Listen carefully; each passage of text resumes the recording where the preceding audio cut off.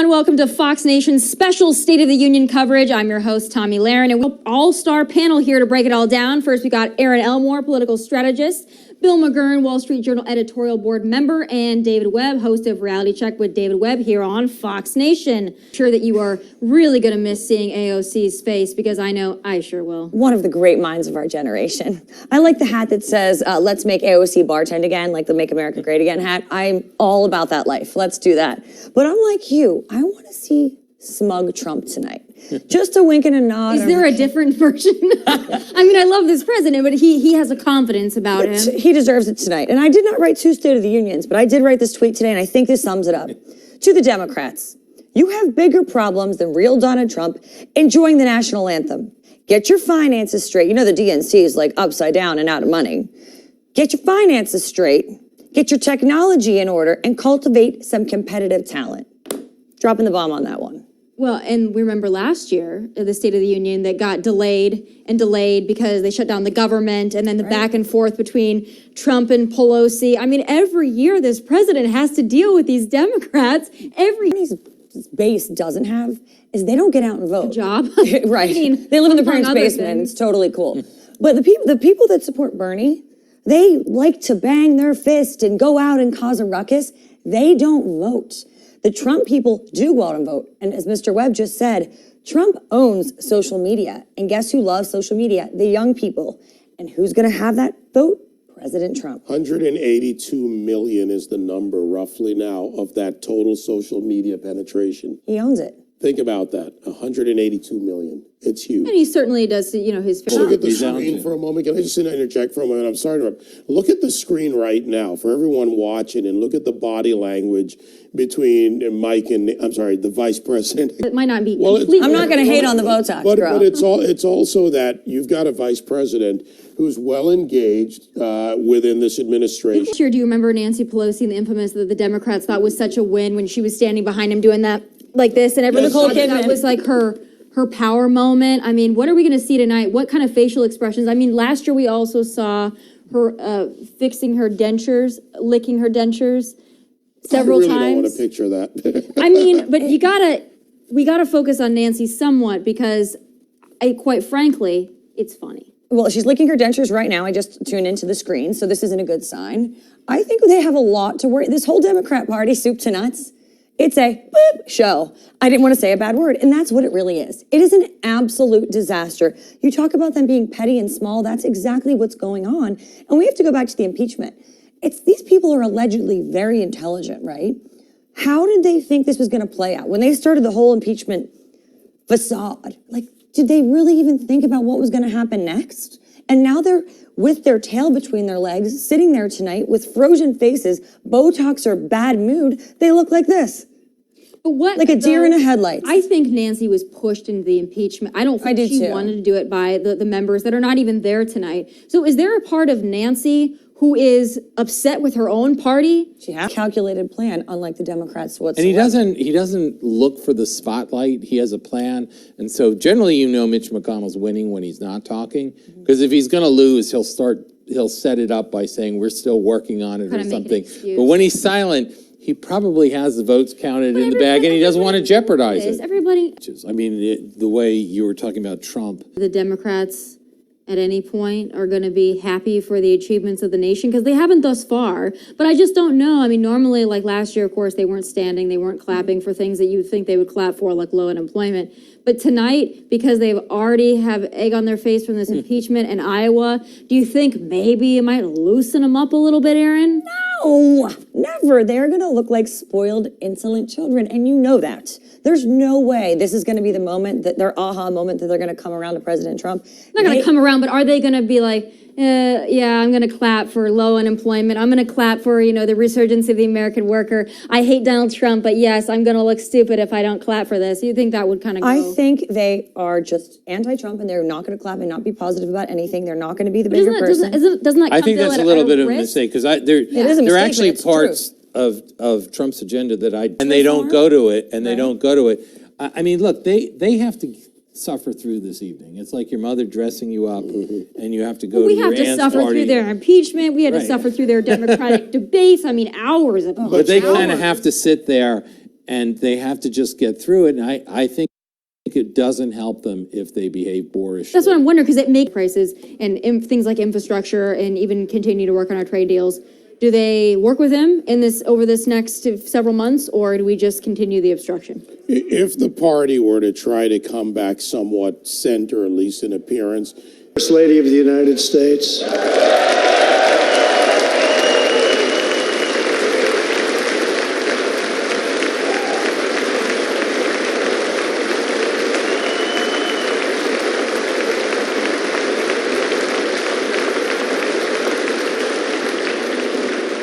And my fellow citizens. He handled that specific moment tonight, I thought was also really Right. well done with having the family there. And he pointed out how Soleimani tortured her for many years and then killed her. And it's like, this guy is a bad guy. He wasn't just some Yeah, I leader think of- that was Baghdadi that he was talking about, yes. Kayla. But I think the other soldier that Yes, was Mike. killed, and the widow, I think, that was there. Oh, yes, The that other was well done soldier as was well. killed by an IED He by made it real. Soleimani. Yes. He made it real. He Made made the it very point real. is that American life, that there will be a consequence. Socialism again tonight, which he has in the past, will never be a socialist nation, bringing up some of the real world examples of where socialism has failed, because it has in every instance. Do you think young people are going to make the connection, or are we just lost puppies at this point? You know, I think there's a great divide amongst young people as well. And the misconception is that our younger generations, the millennials specifically, are pro-socialism. And the more you look around these college campuses, that is not true at all. The Republicans and the more moderate folk are just silenced, but they are not submissive. So I do believe President Trump's message is resonating with that younger generation, and they are finding ways to empower themselves. And there are various youth organizations nationwide on college campuses and in high school that are making this their duty to make sure that people like us, people that support President Trump, people that support free markets, democracy, capitalism, and the Constitution have a voice and have a future. I want to talk about someone who also has a very To get into politics and to be genuinely interested and to in be proud of what they politics. believe in. I mean, me personally, I had an opportunity when I was at another network to speak with Rush at the tail end of that, and I did an interview with him for his Limbaugh letter, and it was such an honor to me because I grew up listening to. So what's do it, Erin? what's the counterpunch going to be? Like if we watched all of the other networks, the 99% were the 1% sitting What's over the here. Dem response going to be? I think it's going to be, well, it's great for some people because he gave tax cuts to the rich, but you guys are all, I mean, it's always just kind of like patronizing, like, but Right. you guys are all still victims, guys. Maybe they'll just make fun of us using a Southern accent and call us stupid again, or smelly Walmart people are Oh, I mean, deplorable. look at Don Lemon. Look at Don what Lemon. happened there with Rick Wilson. You've got a ridiculous. never-Trumper, a Democrat, and a Don Lemon sitting there because I don't even know how to classify him anymore. A failed Journalist. TV host, failed show. And look at how they treat America. You're no longer just Bible-clinging, gun-toting, deplorable, irredeemable Americans. Now you're to be caricatured and laughed at and treated as if you're less than something. Ivanka Trump tweeted out in response to that, the Democrats talk about how our country is divided and people are divisive, then why are you going on national television laughing at half of the population? Well, and also point the you finger talk back about at yourself. People like Bernie talk all the time about the elites and the 1% and the billionaires. Isn't he Here one you of have them? People who, on TV look, making fun of middle America. To the point you made before about the divisiveness, people. They're going to categorize all of us as these stupid racists. The Trump movement is just because people are racist, then they're really missing the mark and they're in bigger trouble than they even realize because they're not understanding this phenomenon and understanding why we feel the way that we feel. We are spoken to for the first time in our lives by this president. That does not make one a racist. We are forgotten Americans, but you brought up a race thing, which I thought was very interesting. And we always talk about the double standards, but tonight during the State of the Union, when we have the fourth grade girl, the Cells of war, right? I'm a- badge of honor. Right. It took It's very ownership. hard to fight humor. You know, if they're going to categorize all of us as these stupid racists, the Trump movement is just because people are racist, then they're really missing the mark and they're in bigger trouble than they even realize because they're not understanding this phenomenon and understanding why we feel the way that we feel. We are spoken to for the first time in our lives by this president. That does not make one a racist. We are forgotten Americans, but you brought up a race thing, which I thought was very interesting. And we always talk about the double standards, but tonight during the State of the Union, when we have the fourth grade girl, the African American Right. girl, the black girl, whatever she prefers to be referred to as, from Philadelphia, and she's there, they're talking about school choice, they're talking talking about opportunity scholarship. Horrible. I think it always looks The horrible. optics on that are If horrible. President Obama, no matter what the girl was there for, was recognizing a young black girl and Republicans refused to stand Right. and acknowledge, what would we be called? Once again, call on me. We would be called racist again You know, and again I want to make and a again and point again and about again. something here that Because guess what you get? You get a booming homeless population. You cannot do both. You cannot help the American people and subsidize the millions of people around the world who want to come here. You can't do both. But I think that him setting that up there is going to be a really strong message. He's, like you said, he's referring back to the debate when they all raised their hands. Right. But Bill, how do they get out of that? How do they answer that question I don't know. when asked? The homeless problem, I think, is complicated because I think a lot of the problem is mental illness, right? A lot of the homeless. But in other words, it's not the Democratic answer, build them homes. That's a problem in California with Right. the prices. this is- Because of the, but the real problem is a lot of the people either have criminal records, they have mental health issues, or Drug both. issues? Drug issues, or all of those. And clearly, the liberal democratic cities are incapable of just doing common sense things for public order. Well, what they have done is they have decriminalized theft. So in California, you can steal up to, I believe, $900 a day. Prop So 47 and 57. Yes. Under through 1,000. our- Of course, yeah. And Those are so criminals then- on the streets a lot of the time. And so then and then they made everything a misdemeanor instead of a felony. So no one ends up getting arrested. No one gets mandatory drug treatment. No one gets mandatory mental health counseling. So everyone ends up basically homeless on the street, lawless, doing whatever they want, whenever they want. And making it worse, people from neighboring states know I can go to California and basically do what I want, and they come from other states. It's a disaster. Well, It's of course California's it's a laws making the disaster. problems worse, not better. Of course it is, but I do think that when they talk about, if we're using the Democratic argument that more money solves problems, Right. which we know that it does not, then even if they want to make that argument, then how can you then say spending, which we're doing right now, $100 million a year on illegal immigrant health care, how can you say that's going to help all the other problems that you need more money for? There's not. Kids come in, they've never been to a hospital or a doctor or had any vaccinations whatsoever. They come into these schools and these small children are getting crazy diseases that they've never even heard of. And a whole school ends up being almost quarantined. And add There's major. teacher-student ratio to this. What happens when you add 20% to a school? What happens when... We don't punish prayer. We don't tear down crosses. We don't ban symbols of faith. We don't muzzle preachers and pastors. What is your take on that? Again, it's something that we've got the prayer breakfast, I believe, later this week. Yeah. Teeing up for that, but it's something this president talks about often. We say we raise our sights to the glory of God. That's a beautiful thing to say, and it's a nice movement. These people have been ignored. Evangelicals have been shamed and ignored and treated as less than. And this president is actually standing up for those people and saying, you have a voice. The other side wants to protest and say they always have First Amendment rights to free speech. But guess what? Christian, Jews, Muslims who are law-abiding citizens, they also have those same First Amendment protections here. And the president is standing up for those people and saying, no one's First Amendment right is greater. Let's stand up for these people too. And that is a very wonderful message. It's actually a very inclusive thing when you think about it. He talked about faith. Something that is probably unique to a lot of Republican conservative presidents. I don't know, again, Democrats may have long ago before is the shouting.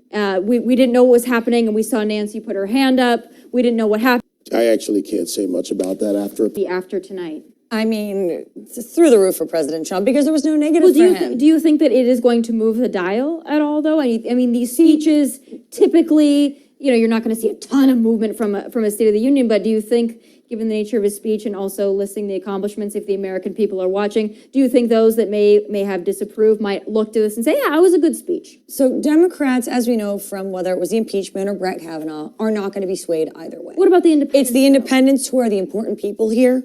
And even in the recent Gallup poll that had Trump's approval rating skyrocketing, it was also skyrocketing amongst independents. So I do believe this State of the Union will have an impact on those independents. Democrats, he could have spoken in Mandarin or Cantonese, it would not have mattered.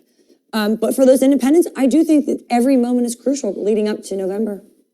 And a good moment for him, all wins, especially last night. I mean, impeachment failed. You can't Right. get your app right in Iowa. You guys don't have a front runner. You've got how many people still running? I mean, you don't whittle it down. For me tonight, I heard this tweet. It said, Trump just spiked the football in the Democrats' end zone, did a backflip in front of their bench, and now he ran up into the stands and kissed the opposing quarterback's girlfriend.